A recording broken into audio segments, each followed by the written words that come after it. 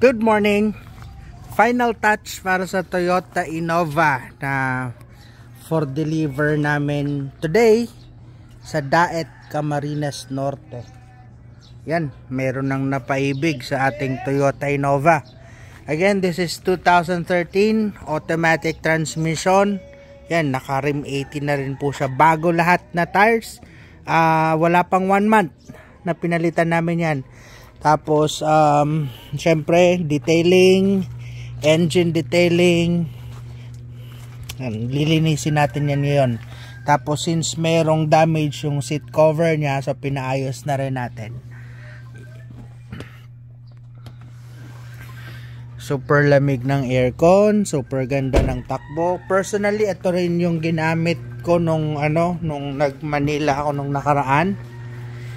Kasi mas gusto ko yung comfort niya, mas gusto ko yung takbo niya kumpara sa ibang sasakyan like the Toyota Rush and Toyota Avanza. So ito yung mas pinili ko, mas maluwag at mas maganda yung kanyang takbo.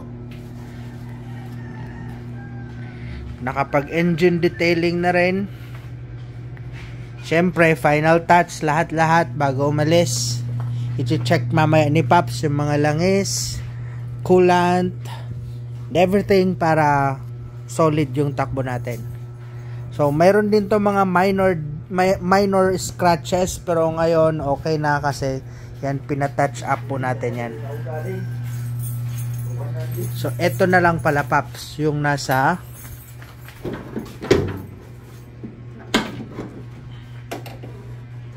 eto. Madalas na problema ng Toyota Innova na ganito. Marami ako nakakasalubong Paps na ganito rin. So, ibig sabihin common issue siya. Pero andyan pa rin naman yung nakalagay dyan. Ipapakabit lang natin.